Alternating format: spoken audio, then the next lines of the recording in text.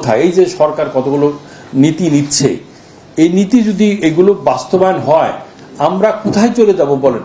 আমাকে যখন নীতি নির্ধারক, যদি আজকের চিফ গেস্টের সম্ভব হয় উনি যদি আমাদের নীতি নির্ধারকদের সাথে একটু বসেন, যে কোনো একটা সিদ্ধান্ত নেওয়ার আগে একটা রপ্তানিমুখী পণ্যই হোক আর দেশীয় আভ্যন্তরীণ পণ্যই হোক, তার কষ্টটা যেন ওটা অ্যানালাইসিস করেন যে ভ্যাটটা বসানোর আগে, গ্যাসের দাম বাড়ানোর আগে তারা যেন চিন্তা করেন গ্যাস কে কে ব্যবহার করে, কেন ব্যবহার করে, তার প্রোডাক্ট কস্ট এখন কত আর এটা বাড়ালে কত হবে। কারণ কি অলরেডি আমি অ্যাডভাইজার দেখলাম, টেলিভিশন দেখছিলাম, অলরেডি বলছে যে গ্যাসের দাম যদি ৭৫ টাকা হয় তাহলে খুব একটা ইম্প্যাক্ট পড়বে না। তাহলে আমার ইন্ডাস্ট্রিরা ওনারা দিতে পারলে আমি খুশি হইতাম। আমি যদি সত্যি যদি উনি আমার ইন্ডাস্ট্রিতে নেয়, আমি পাবলিকলি বললাম এটা আপনার, আমি ওনাকে দিয়ে দিব, আপনারা এটা প্রচার করতে পারবেন। যিনি বলেছেন খুব একটা ইন্টারভিউ, আমার যে ইন্ডাস্ট্রিটা পছন্দ আছে এটা নিয়ে নেই, চালাক, আমি হেল্প করব। আমি চাই আজকে যারা ভ্যাট বসাচ্ছেন বিভিন্ন পণ্যের উপরে, তারা কষ্ট করেন নাই। আজকে আমার বাংলাদেশ ব্যাংকের যে স্ট্যাটিস্টিক্স ৯ তারিখের স্ট্যাটিস্টিক্স, এই ৯ তারিখে যে দেখা যায় ক্যাপিটাল মেশিনারি আমদানি হয়েছে negative compare to last year. Last year তো হয় নেই, তার চেয়েও ৩৬% কম capital machinery. Basic raw material ১২% কম আসতেছে। তার মানে এখন যা র মেটেরিয়াল আমার দরকার সেটাই আমদানি আমি করতে পারছি না। আমার আমদানি কমেছে ১১%।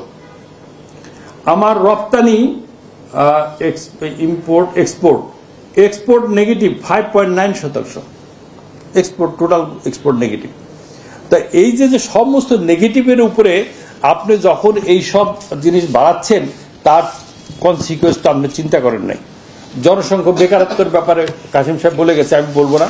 আমি একটা জিনিস আপনাদেরকে একটা কপি দেবো, বাকি কপিগুলো আপনারা ওয়েবসাইটেও পাবেন, এবং আমার কাছে একটা ওয়েবসাইটে আমি একটা কপি দেবো, এখানে কপি করে নিতে পারবেন। আমার পার্শ্ববর্তী দেশ ভারত, সেখানে যদি বিনিয়োগ কেউ করেন তাহলে তারা কি পাবেন? এখানে 5টা দেশ আছে, 5টা স্টেট আছে। এটা আছে কর্ণাটকা, উড়িষ্যা, অন্ধ্রপ্রদেশ, বিহার, গুজরাট। এই জায়গায় যদি আপনি বিনিয়োগ করেন তাহলে কি পাবেন? 40% on plant on machinery up to maximum 50 crore। আপনি প্লান্ট মেশিনের উপরে ম্যাক্সিমাম 50 কোটি টাকা গভর্নমেন্ট আপনাকে এমনি দিয়ে দেবে। আচ্ছা, land and cost rebate subsidy on cost of land, যদি জমি কিনেন জমির উপরে 25% গভর্নমেন্ট সাবসিডি দিবে। আচ্ছা, যদি আপনি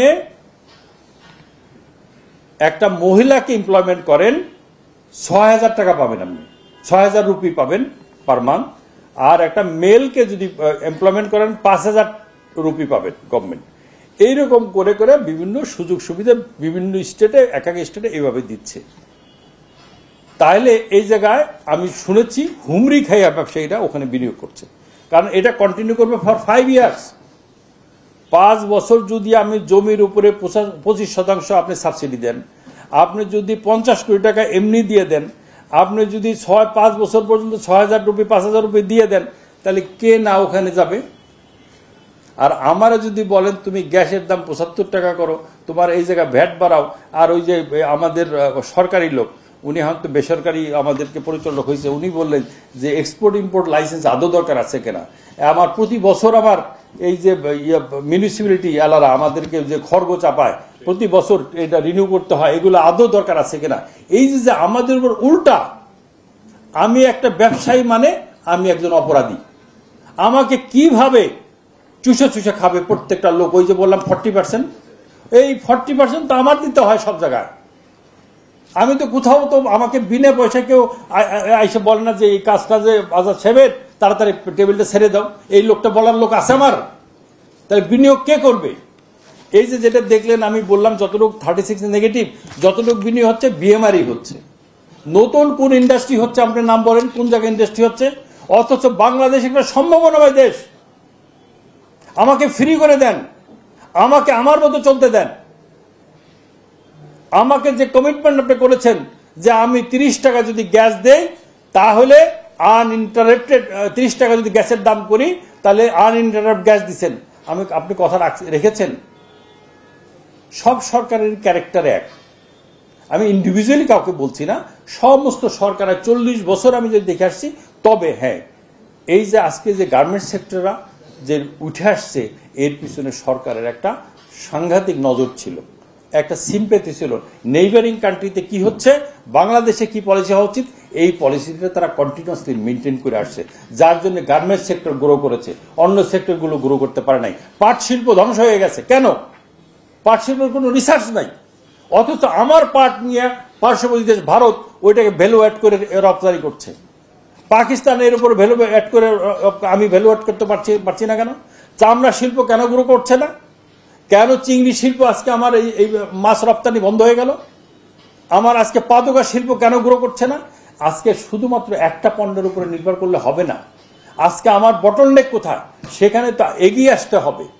সেই এগিয়ে আসার জন্য যদি আমরা বোর্ড অফ ইনভেস্টমেন্ট করেছিলাম কি কারণে? On stop service. যে মানুষ এখানে রেজিস্ট্রেশন করলে সে নিশ্চয়তা দিবে আমার গ্যাস, বিদ্যুৎ, জমি সহ সমস্ত অবকাঠামোর কথা আমাকে দিবে। আমি নিজে মিরের সহায়তে 100 বিঘা জমি কিনে রাখছি। ওখানে ভাই আমি 36 কোটি টাকা জমা দিছি 100 বিঘার জন্য। প্রতি মাসে 36 লক্ষ 40 লক্ষ টাকা আমি ইন্টারেস্ট দিয়ে যাচ্ছি। কবে এই ইনফ্রাস্ট্রাকচার আমি নিজেও জানি না। আর আমার মতো বিদেশি যারা আছে, ও তো কান ধরে বলছে বাংলাদেশ ছাড়ো, আর আইসো না। একজন জাপানি, ওরা এদেশে জাপানির বিনিয়োগকারীরা এদেশে আসার আগে ওই জাপানি বাংলাদেশে যে আছে তার কাছে জিজ্ঞাসা করে বাংলাদেশ বিনিয়োগ করা সেফ কিনা। আমি কয়েকদিন আগে আমেরিকাতে এলেতে ছিলাম, ওখানে কটন সামিট ছিল। ওখানে একজন ইকোনমিস্ট একটা প্রেজেন্টেশন দিল। সে প্রেজেন্টেশন দেখালো যে ট্রাম্প আসাতে